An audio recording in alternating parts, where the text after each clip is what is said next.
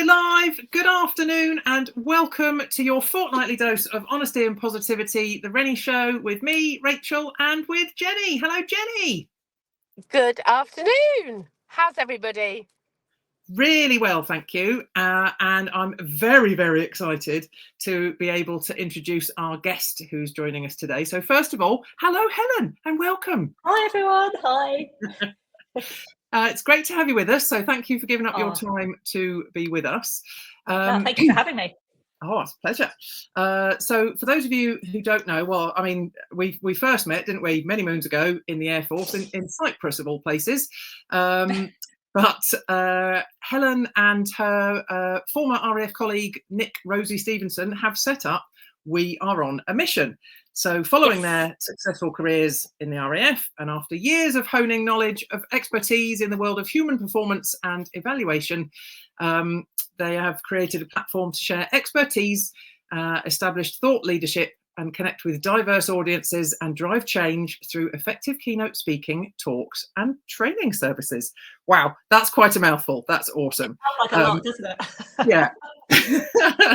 But what a mission for We Are On a Mission. So thank you ever so much for joining us today, and we can't wait to hear more. So without further ado then, the first question, and as always, for those of you who are regular listeners, the questions are a complete surprise on the day, so Helen doesn't know what to expect, but I promise we will be kind, Helen. So first question, what was the catalyst for starting We Are On a Mission? What started it? So a glass of Prosecco. Always a good place to start. If I'm honest. I mean, as you said, Rosie and I have known each other for 20 years and we've kept in touch. You know, we both left the Air Force at different times. We were both posted at different bases. So we've had a strong friendship throughout. And honestly, it was just a glass of Prosecco. It might have been a gin and tonic. I'm not going to say which one it is. I can't really remember, or one after the other. But we were just chatting and just throwing ideas off each other. And we just said, wouldn't it be, we've got I think we were just telling each other stories about our careers and, reminiscing. And it's quite an unusual job, and it's quite a unique experience and perspective on the world, not only from working in a predominantly male environment, but also just the job of flying jets. And we just thought people might be interested in listening to us. So we just thought, go for it, because there's only one person in this life that's going to tell you no, and it's you. And we just thought, better to regret something you've done than something you haven't. So we decided to start our own company. And as you said, just talk about our experiences, the tools that we've learned about performing in a high performing team under a lot of pressure. The stress of flying jets is pretty intense at some points. And we just discuss that with people, we discuss it with businesses, but also we go into schools as well. And we don't just talk to young girls, we talk to all of the young people just to sort of inspire them to follow their dreams and just go for it and give it a chance. And I think that's if I was hand on heart honest, I think that's probably the bit we enjoy the most. And we did our first couple of chats and we were buzzing. And it was obvious that we'd made the right decision to do it because we just loved being each other's company. We've got the banter that we've always had, and we really enjoyed sort of sharing our experience with others. So that was the catalyst, I think. A little bit of alcohol and a good idea. Excellent. Isn't that how all the best things start? That's all. It's the start of any good story. And we were talking. I was talking to somebody yesterday and we were talking about the fact that actually all of us many of us who are in business for ourselves have used the expertise and experiences that we've had in previous careers and kind of built on them and thought that I think that in corporate they're kind of transferable skills, and I just love the fact that you've taken so much of what you know from one environment, from aviation, and put it into a slightly put a different slant on it to inspire young people going forward, because it's the world has changed such a lot, hasn't it?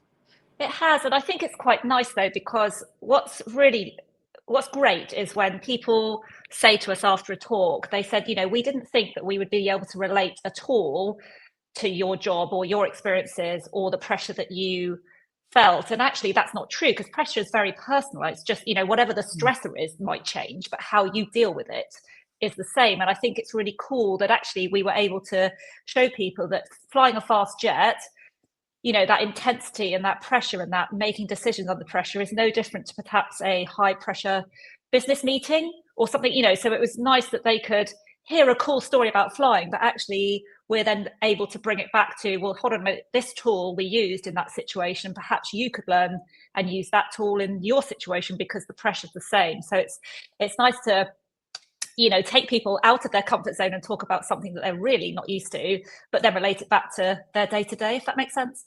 Yeah, absolutely. Absolutely. And it brings us beautifully to the next question, which is obviously you talked a lot about high pressure and the living life in the fast lane, all of those things. So my question is, what do you do when you land, when you come down? How do you recharge? Yeah, it's a really good, it's interesting. I mean, you never really switched off in the military. I think the military, and Rachel testified to this, it's not just a job, it's an entire lifestyle. Yeah. You potentially live near base, your neighbours are the people that you maybe fly with. So you never really fully relax. But I find, because I've done that for so long, and nowadays, my other half said to me, he said, you know, are you a bit bored now that you don't fly and we're just doing the school run and shopping and, you know, normal mundane jobs? And actually I was like, no, this is amazing. I love normal jogging. I love doing the normal stuff. It's just that for me is now exciting. So I like walking my daughter to school and picking her up and, you know, going to the shops or, you know, just going to work. I love doing the normal stuff. But I think throughout when I was in the Air Force and now, the one thing that I've always used is cooking. I know it sounds really mundane, but I absolutely love going into the kitchen and making dinner.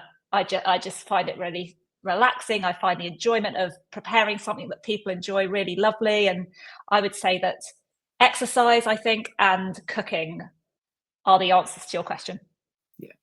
I mean, Jenny, I mean, obviously you've not met Jenny before today, but I mean, Jenny is an absolute whiz in the kitchen. So I'm sure I'm no good. I'm no good at it, but I just like trying. Fantastic. What's the saying? God loves a trier. You know? Oh my gosh, I definitely try. You'd have to ask the kids and my other half whether I'm actually successful or not, or whether they're just really kind to me and they go, yeah, this is really lovely, thanks. But I think, you know, when you really enjoy something, I'm a great believer that when you do something you love, particularly when you're preparing food, actually you can taste. Sounds cheesy. Whether you like cheese or not is a whole different thing. But when you put love into the mix, people can taste it. So actually, I don't think you're no good at it. I suspect that you are absolutely great at it, and that your kids aren't being kind, because children tend to be very truthful, don't they? So brutally honest. Yeah. So I suspect if your cooking was less than, you know, not up to scratch, you would know by now. No, that's true. And actually one of the girls does say, I don't know whether she is just being kind, she said it's made with love. And I was like, yes, it is. And I agree. I think that the key to winding down after something high pressure is just involving yourself in something so much that you're just your mind just wanders to it. And whether that be, you know, like exercise, like I said, or cooking, I think it's just being able to focus solely on one other task. I think that's the only way for me that I can truly sort of forget about everything else. So yeah, I think those are my two go-tos. Fantastic. And it just makes so much sense, you know, the what you've described there in terms of needing to come down from that high pressure. Like you say, it doesn't matter what the high pressure was caused by. High pressure is high pressure. And yeah, absolutely. And we're all human. We're not robots. You can't just switch it on and off. And sometimes I'm in the kitchen, I'm still stressed, and I'm really cutting that, you know, chicken quite, you know, vigorously because I'm just trying to let off steam. And sometimes you do well at it, and sometimes it's just been so high pressure that you can't take your mind off it, and that's absolutely fine as well, I think. Because like I said, we're all human, aren't we? And sometimes things get to you and sometimes they don't, and we have good days and bad days, I guess. Kneading dough, I always find, is quite therapeutic, because you can really get rid of some negative, or not negative, you know, that high stress when you push it into a loaf. There's nothing quite like a bit of hefty kneading to throw it. I love it when they say we knock it back, and I was like, oh yes, Oh yeah, knocking give it a back. good punch. Yes, marvellous. Yeah, there are definitely days I'm better than others. So I have to ask a question here then, an unplanned one. So where's the comparison, in terms of like really kneading that dough and really, feeling great for it, and flying a fast jet? Like how do the two compare? Is there I think sometimes achievement with both? Yeah, absolutely. I think everyone goes to work wanting to do a good job, don't they? Yeah. And no one thinks I'm gonna just do a bad job today and I'll come home. No one does that. So I think there's always a sense of pride when it's a job well done. And I think if you're passionate about that job as well, I think that feeds into it, as Jenny said. So I think there are comparisons, bizarrely, between cooking and flying jets, because you want to do a good job. The results are really obvious, whether you've done a good job or not. And it's great when you receive feedback that you've done, sitting at the table, you get feedback that the food is great and they've loved it. That's brilliant. But also, because I want to provide for my family, but the analogy I would use then, or sorry, the comparison would be, I also want to be a good wingman when I'm flying, and I want to do the best I can for the person next to me, because at the end of the day, we might go to war and have to look after each other, and save each other's lives. So it's the sort of that's the dining table analogy, is that I want to do as best a job I can for my wingman, because that's what I'm there to do, and they deserve that from me. So I think there are comparisons. It's a bit weird comparison, but I think not the average. But no, but I think any job, anyone wants to do their best. Anyone wants to show up for the other people that are there and their friends, and receive that feedback that you've done a good job. Yeah, absolutely. I think there's also and not being a jet pilot, although I want to be one now, of course. I think there's also a precision. There's precision in cooking and baking, and there's precision in flying. So I think there's another comparison, that actually there's nothing, when it goes wrong, it tends to go disastrously wrong. So most of the time, when it's following the process exactly, the right temperature, the right pan, the right utensils, all of those things in cooking are absolutely the same in flying. You need, there are rules for reasons, and we follow them very specifically. Yeah, there are rules, we have checklists, we have procedures, but what they all do is buy us the capacity to then go off piste when our experience dictates that it's appropriate, or we can. And I guess that's a little bit like cooking, in that, I followed the recipe, but hey, I think maybe a pinch of so-and-so might go in. And when you've followed all those processes and you've got to the level of experience and confidence, I think then that buys you the capacity to go, I might just try this. Because you never know, something wonderful might come out of it, either in a flying sense, it might be a new tactic that no one's thought of, or in a cooking sense, it might be, wow, I'm going to remember to add oregano next time because that was great. But yeah, I think you've got to have rules and procedures. They're there for a reason. They, certainly in an aviation perspective, those sorts of rules and procedures have been written in blood. So I think it's knowing when you should stick to the rules, and then not breaking rules, but procedures. And then there's times where it's like, what, my experience, I feel like this is the right thing to do. Let's do this. It's safe. Let's just go and try this. Let's try something new and see what comes of it. Yeah, so I think you've always got to try new things, because you just never learn if you don't. Yeah. But it's calculated, isn't it? It's calculated, of course, risk, based on your experience and the environment and all the things that are right around it to go, I know. And also, you take full responsibility for that. That's it. For that decision. So I think that's true in all areas of life, isn't it? If we don't try something new, we'll be doing the same thing forever. But it's the environment under which we try it. Yeah. Yeah, How totally. exciting. Completely agree. Love that. Okay, so on to the last question for you then, Helen. So this is based around, because obviously, as you've alluded to already, you were a female pilot in a very male-dominated environment. Yep. So what advice would you give to young girls who are interested in aviation? Okay. I would say be yourself. That's I spoke to a young pilot recently, and she said, I've just tried to get my squadron listening to me. I've tried to be this person, I've tried to be that person, and it's just not working. And I said, right, well, just try and be yourself. Have you tried that? Because actually you can try and mold yourself to the situation, but actually you just need to mold the situation to you. It's easier said than done, and it takes time, but I would say that's my biggest key. Just be yourself. But also, I mean, I never thought of myself as Helen, the female pilot. I was just Helen, the pilot, going to work. Exactly. Whether I was male or female was kind of irrelevant. And I think that you make your own luck in that sense, in that the guys never looked at me as a girl as well. Yeah. So, you know, I didn't bring that, and then therefore they didn't feed off that. So it was absolutely, I never had any negativity or positive, you know, it was just people, every single person at the coalface was just doing the job that they were paid to do. So that was lovely. So I'd say be yourself, and also don't make a big deal about the fact that you're a girl. It's great. It's amazing that you're doing it. But also it should just be, of course you're doing it. I mean, why yes, wouldn't you? Why wouldn't you? Why shouldn't you?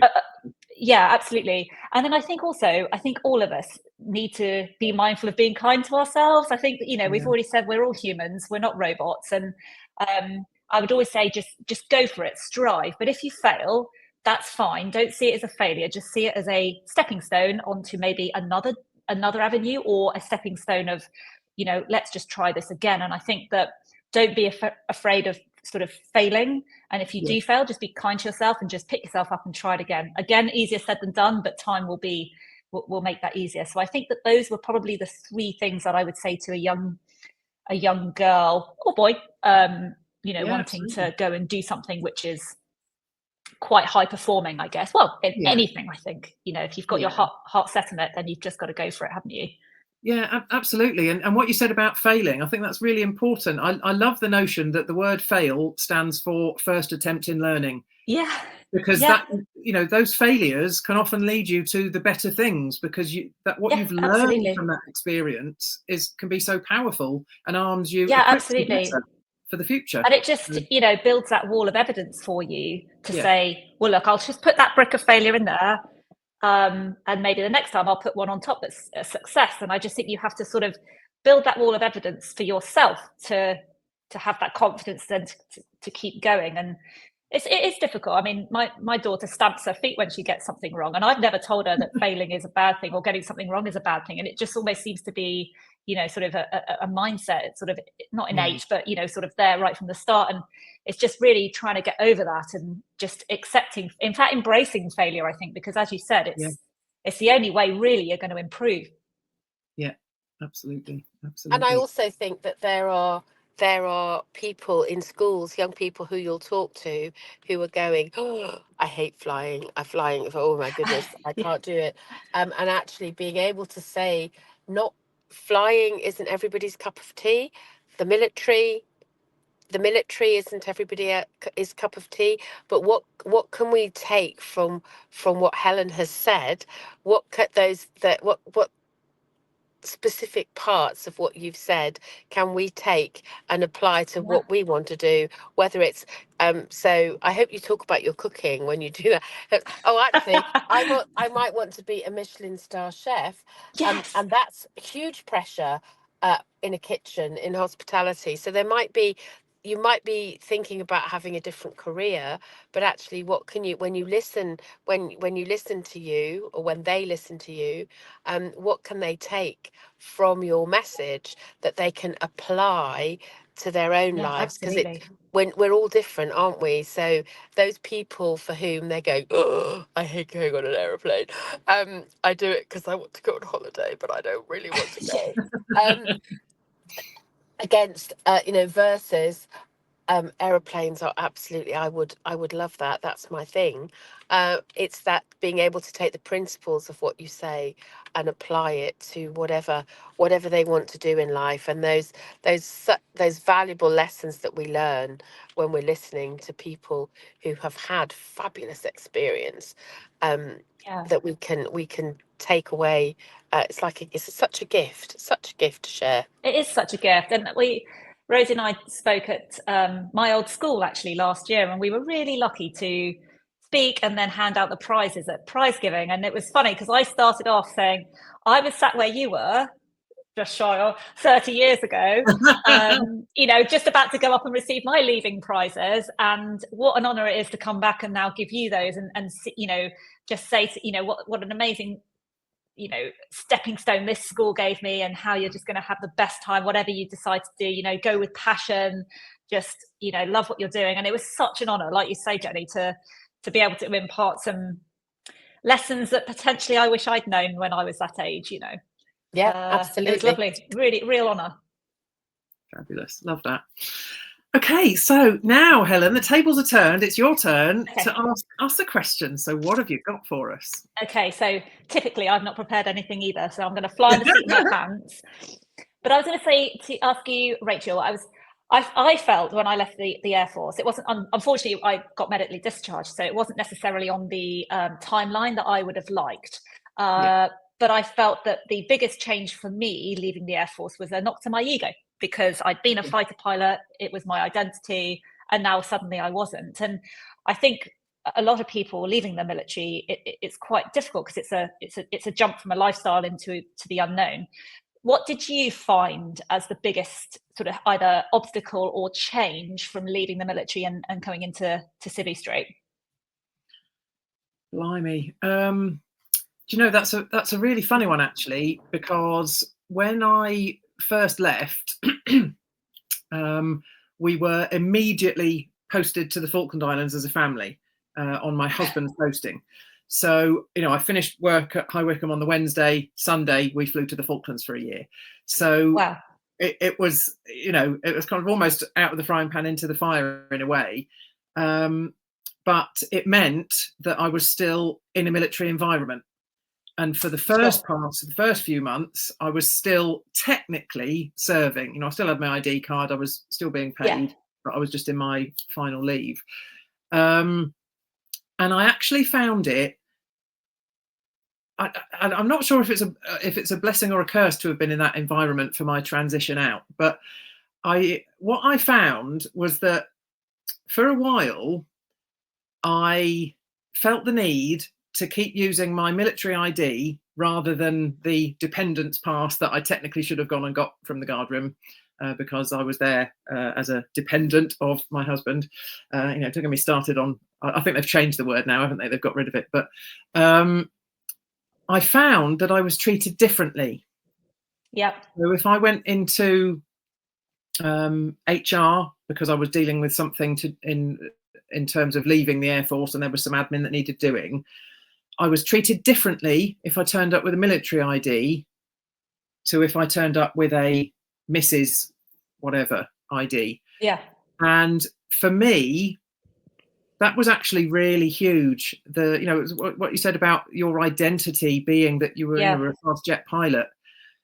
My identity was associated with being in the Air Force, with the rank, with what that meant, you know, all the rest of it. And still being in that environment and having to live in that environment, you know, it's not like we were on a married quarters patch that was somewhere in a local town, you know, it was in the Falklands. So, you know, you're right in the thick of it on the base. So, you know, in some senses, maybe that was a blessing, because it forced me to confront the fact of how I felt about what my identity was. And I had to rediscover who is Rachel Hayth. You know, I found, as an example, when I started meeting all the other parents who were stationed down there at the time with their spouses, at first, and this is quite funny when I look back on it, I felt the need to introduce myself and to include in it that, yes, I've just left the Air Force after 17 years. Why? You know, at the time, though, that was how I identified, because I'd spent 17 years of my life in that environment. You know, I'm still married to it, still to this day, married to the Air Force through Darren. And it was really odd. And it wasn't something I foresaw. I didn't have a clue that I would actually struggle with whether I was Flight Lieutenant Hayth or whether I was Mrs. Hayth. I just assumed, oh, well, I've only done 17 years. I can't be that indoctrinated. You hear people leaving after 40 years, who are really thoroughly well and truly indoctrinated. And I thought, oh, I can't be that bad. Not that it's bad, but you know what I mean. But yeah, it was. That was actually. It seems ridiculous. My ID card was the biggest obstacle to me when I was. It's leaving. So interesting, isn't it? Yeah, it shows you how important change management is, because it's such a change, and it happens literally overnight. And I think that's a huge change for you to come to terms with. Absolutely. Oh, thank you. I wouldn't say I struggled, but it was definitely a shock to the system. Yeah, definitely. I would agree. Shock to the system, definitely. I mean, I don't know, Jenny, if that resonates for you as well, like when you left nursing. Well, I was going to say I wasn't in the military. But I was in nursing, and I think there are similar processes and ways of being, and a level of respect. Certainly in the days when I did it. So when you were matron, when you were seen as a nurse, when your identity was a nurse, actually it's quite a powerful identity, and to go from not being, and of course I maintained my registration long after I finished working clinically, because I was in a role before I worked for myself. I was clinically in a role where I was still registered. So although I wasn't working clinically as a nurse, I was working in that environment. So for me, it was a sort of gradual transition away from, and people are really surprised when I say to them now, they say, oh, how did you get to be doing what you're doing now? And I said, well, it was a meandering, circuitous route. But actually, all of the pieces, all of the things I learned along the way were really important. And I started life as nearly half a century ago, as a children's nurse. And things were very different then. And we didn't, people didn't have pocket calculators. We didn't have computers hadn't been invented. Bone marrow transplants were really new. We didn't do organ donation. If you got cancer, you died. There was so many things that I have been fortunate to live through in terms of the medical advances and the fabulous discoveries and developments that we've all been part of during our lifetime. So all of those things that we've learned, which is back to those those transferable skills, isn't it? So I think, and there is a particular way of being that, and I remember my mum being horrified when I spoke to one of her hospital consultants and just made an appointment to have a chat, and she was like, "You've done what?" And I was like, well, why wouldn't I? And she's like, but he's a consultant. I was like, yeah, I know. I work with consultants all the time. But she was from a generation where actually what a doctor said, was, and you wouldn't, it was very kind of patriarchal in terms of how you would respond, and you certainly wouldn't challenge. So I think those transitions, there are so many good things about working in that nationally recognised and respected professions where you have an additional identity because of the environment that you're working in. And I'm not sure you ever completely lose that. I think that that aura, that way of being, because whether it's 5 years or 17 or 45 or 35, and whatever the reasons you have for leaving, that it's part of who you are. Yeah, absolutely. Again, back to where we started, that I feel it's a really precious gift. I'm very grateful for the gifts that I got through that nursing career, and I suspect that your military service gave you gifts and attributes that you'll never forget, and you might not use them for a few years, and then something will come up and you'll just automatically, and it's only later when you reflect on it you think, do you know, I learned that back in the day when I was, you know, at the beginning of my military training or whatever. I got a stark reminder of that the other day when my daughter said to me, "Stand by, mummy." And I was like, oh, I think I might be using military words a bit too much at home. Love it. For those that don't understand, for anyone listening, that means wait. Yeah, just wait. Which I can imagine that must have been quite hilarious to hear that from your daughter when you consider the context you would normally hear that in the military. That's quite funny. Totally, yeah. I was secretly proud. Yeah, I mean that's cool. Yeah. We might all start using that now. Yeah. That's it. Please do. Yeah. Not a trend. Oh, well, thank you for answering that question. And sorry, I kind of obviously asked it in a very military specific manner, but clearly, like you say, in any long-term career that takes, you know, it's, well, let's face it, you know, military, NHS take their pound of flesh, don't they, as a employer? And I think that anyone that you give your blood, sweat and tears to, it's the same when you leave. Yeah, definitely. No, thank you. It was a great question.